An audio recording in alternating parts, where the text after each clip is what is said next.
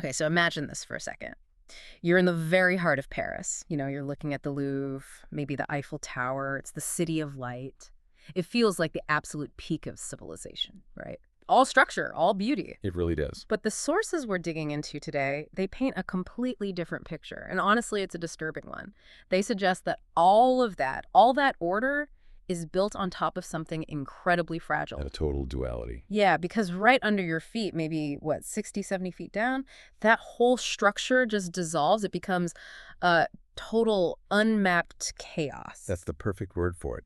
You have these beautiful romantic boulevards up top, and then quite literally the empire of the dead just below. And we're not talking about, a few tidy storm drains. No. We are talking about this massive, unregulated void that has, historically, it has swallowed entire buildings. It has swallowed people. And for this deep dive, we're not just doing a history lesson. We are looking at a very specific and frankly terrifying piece of evidence that came out of that void.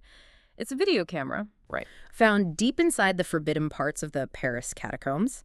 And on it, there is footage of a man who, well, by all accounts, just never came back out. This is the famous Lost Explorer tape in the urban exploration community. Yeah. It's a piece of footage that has been circulating for years, and it's sparked just endless speculation. But today we're looking at it through the lens of a specific investigation. We have the transcript of a documentary account. Mm-hmm. It follows a filmmaker, Francis Freedland, and a legendary cataphile guide named Lazar, who actually went back down there to find out what happened to this guy. So it's basically a cold case. We have the artifact, which is the camera. We have the crime scene, the catacombs, and we have a manhunt. So let's get into it. Welcome to the deep dive. Let's do it. I think we have to start with the setting itself, because the word catacombs, I think for a lot of people, it means one thing. You go to Paris, you can buy a ticket, you stand in line for an hour, and you walk through this well-lit tunnel, you see some skulls. It's spooky, sure, but it's a museum. That is not what we're talking about today. Not even close, no. That tourist attraction, the ossuary, it covers maybe a mile, if that. Okay. It's all sanitized, it's reinforced, it's lit up for you.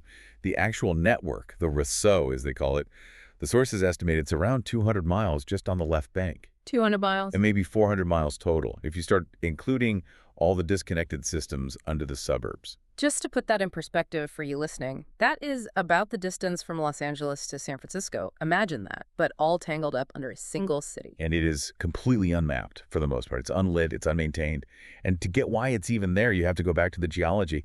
The source material explains that Paris is built on this specific type of limestone. Utetian limestone. Exactly. And for centuries, starting with the Romans, they just mined this stone to build the city that we see today. So in a very real physical sense, the city above is constructed from the emptiness below. It creates this Swiss cheese effect.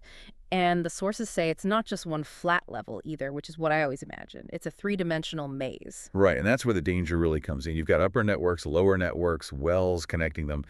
Some of these tunnels, they go down over 300 feet. Wow.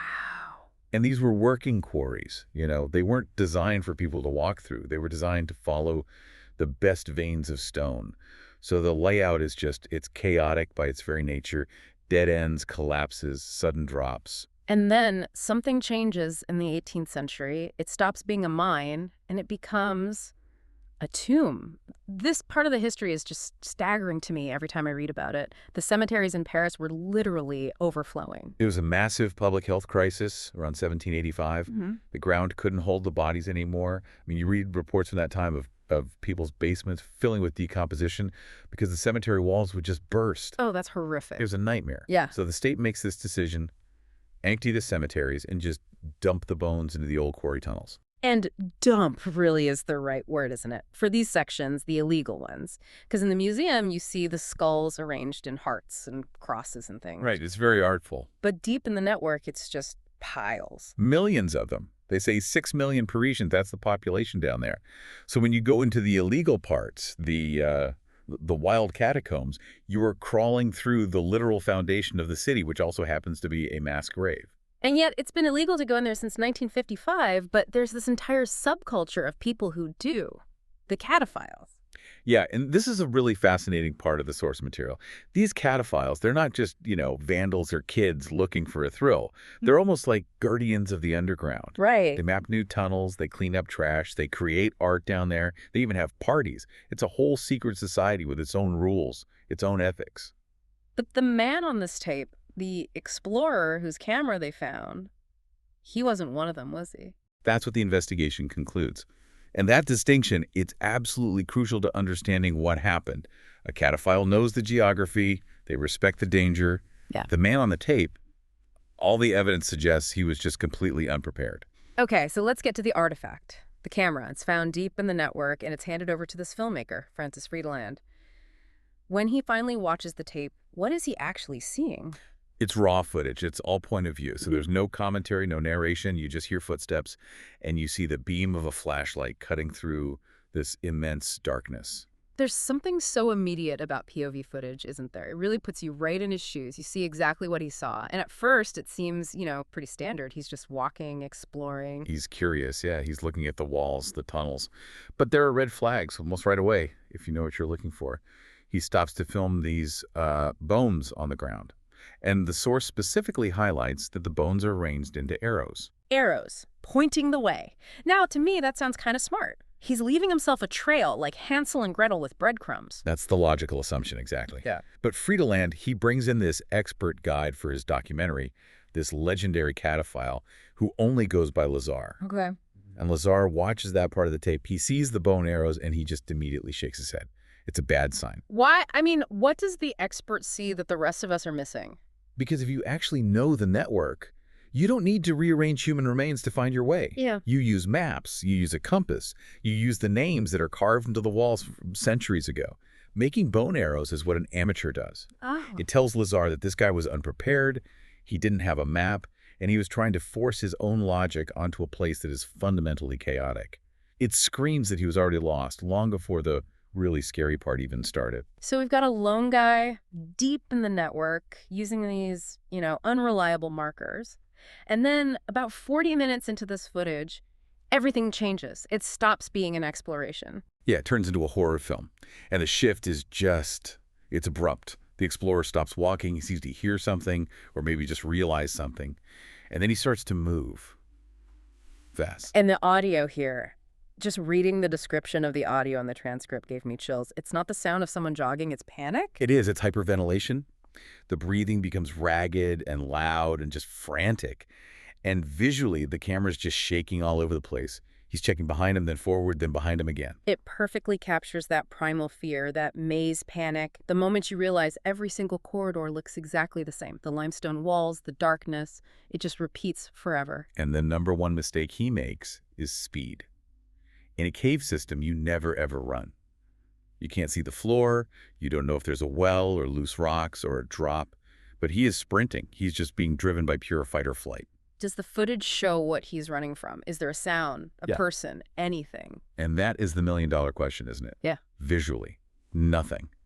There is no monster on the tape, there's no other person. So it could be something chasing him, or it could just be in his own head. Exactly. It could be sensory deprivation. Combine that with extreme stress, it can trigger hallucinations. I mean, if his flashlight was flickering or he just finally realized how lost he was, that panic can set in instantly. He could be running from his own fear. Or someone else. Or he heard someone else down there, another person he didn't trust, and he just bolted. We will never know for sure. And then comes the end of the recording. Drops the camera, it just falls, hits the ground hard, but, and this is the truly haunting part, it doesn't break. The lens just happens to land facing down the tunnel. And you see his feet. Just his feet kicking up dust, running away deeper into the darkness. And you hear the sound of his footsteps just fade out, and then silence. The camera just keeps recording the empty tunnel. Yep, until the battery dies or the tape runs out, it becomes a static shot of the exact spot where he vanished. That image, this abandoned camera like an eye just watching the dark, it's so powerful. And it's what drives Friedeland to launch his own expedition. He can't just leave it as a mystery. No, he wants to know who this man was. Yeah. And more importantly, is he still down there? So he assembles a team. It's himself, a photographer, a sound guy, and Lazar, the expert guide. And I have to stress Lazar's role here. He's not just some guy who knows the way. The source describes him as arguably the person who knows the catacombs better than anyone else alive. And their plan is brilliant. It's not a grid search, it's visual matching. They're using the lost man's video like a treasure map. Exactly. They're looking for specific graffiti. I mean, people have been leaving marks down there for centuries, paintings, signatures, weird symbols. Lazar's theory is that if they can find the exact paintings from the background of the video, they can retrace the man's route, step for step. So they gear up, and they don't just, walk in through the museum entrance. They do this the cataphile way. Which is completely illegal. They go to an abandoned railway line on the edge of Paris, find this tiny hole in the ground. It's basically a burrow, and they slide in. The description of this in the source material is, it's claustrophobic. Pitch black. We forget what true darkness is, Mm. In our world, there's always some ambient light from somewhere. A street light, the moon, a phone screen. Down there, the darkness is a physical thing. It has weight. And the source makes a crucial point. If your batteries die, you are effectively blind. You can't navigate. You can't navigate by feel. You're done. You will die there. You will die there. That's the stake. It's not, you'll have a bad time. It's life or death. That's the absolute reality of it. It's a hostile environment, and your light is your life support. So they're down there crawling through mud, hitting their heads on the ceiling, squeezing through these tiny passages they call cat flaps. And they actually start finding clues. They do. They find a piece of graffiti, this strange, sort of disfigured figure with its arms outstretched. It's a perfect match to a frame from the video. That must have been a really chilling moment, just thinking he was right here. It confirms they're on the right path, but it also really worries Lazar, because by this point, they are miles in, deep in the southern network. And Lazar says, for a tourist, an amateur, to get this far, it shows either incredible luck or just total catastrophic disorientation. He was way deeper than he ever should have been. And then they come to a chamber that the notes call the Killing Fields. A dramatic name, but it's accurate. They enter this huge cavern, and the floor isn't rock anymore. It's bones. They're walking on people. Thousands of them. The source says they can't even tell how deep the layer of bones is. It just crunches under their feet. And this location, it matches the roomfuls of bones from the explorers' panic footage. I can't even imagine the sound of that. It just creates this intense atmosphere. You are literally surrounded by death. You're searching for a man who probably did, all while trying not to die yourself. Right. And this is where Lazar starts talking about the folklore of the place. Yeah. The gate to hell. It sounds like an urban legend. But down there, legends feel pretty real. Mm-hmm. Lazar says that deep in the network, there are certain places where the atmosphere, the acoustics, they just become oppressive. He calls it the gate to hell. It's really a metaphor for the point of no return. And the team starts wondering, maybe that's what happened. Maybe the lost man stumbled on something he wasn't meant to see. But they keep going. They are 6 miles in at this point. And 6 miles underground is a marathon. It takes hours. They're exhausted. They're crawling on their hands and knees for huge stretches. And then they reach what should have been their exit. The manhole cover. Right. There's a ladder leading right up to the street. They are 10 feet away from fresh air, from the city, from being safe. They can see the underside of the cover above them. It's sealed shut. Oh, no. It's either rusted tight or it's been paved over from the outside. Lazar tries to force it, but it will not budge. They are physically 10 feet from freedom, but they're completely trapped. I can't imagine that psychological blow. I mean, you can probably hear the muffled sound of cars driving over it. You were right there, but you're buried alive. And that's the moment the expedition flips from being an investigation to a survival mission. They have been down there for 12 hours. Their backup batteries are running low, and the one exit they were counting on is gone. They have to go all the way back. They had to backtrack the entire 6 miles they just crawled, and they have to do it fast before their lights die. The transcript really describes the tension in the group. I mean, Freedland feels incredibly guilty for leading his friends into this. They're dehydrated, they're dirty, they're scared. It really hammers home the difference between watching that video and actually living it. They're now getting a taste of the exact same panic that the lost explorer must have felt. Exactly. The walls start closing in, the fatigue hits you. But, the one thing they have that he didn't is Lazar. They have a guide who knows how to stay calm under that kind of pressure. So they do make it out. They survive the retreat. But what about the mystery? Did they ever find the man? No. They never found him. Never found a body. Never found his backpack. None of his gear. Nothing. So what's the conclusion? I mean, did he get out some other way? Freeland's final assessment is It's pretty grim. He's convinced the man died down there. And the logic is simple. If you had escaped, wouldn't you have come back for your expensive video camera? You don't just leave it rolling on the ground if you're okay. And if he didn't escape? Then he most likely fell. Like we said, there are deep wells, there are lower levels that are completely flooded. If he was running in the dark, panicked, looking over his shoulder, he could have so easily slipped into a crevice and just been lost. Yeah. Covered by debris or swept away in a flooded gallery. 400 miles of places to hide a body. Exactly. It's a needle in a haystack, except the haystack is made of stone and filled with absolute darkness. The thing that really sticks with me is just the hubris of it all. You know, we look at a city like Paris and we think we've conquered nature. We have maps, we have GPS, we have streetlights.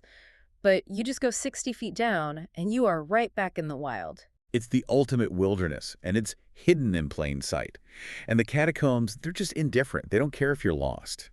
And if you don't play by the rules of that environment, light, navigation, caution, it will just swallow you. And that footage is the only thing left, the only proof he was ever there. A man running from nothing, or maybe from everything, until he just disappears off the edge of the frame. It's a heavy thought to end on. It definitely changes how I'll look at a postcard of Paris from now on.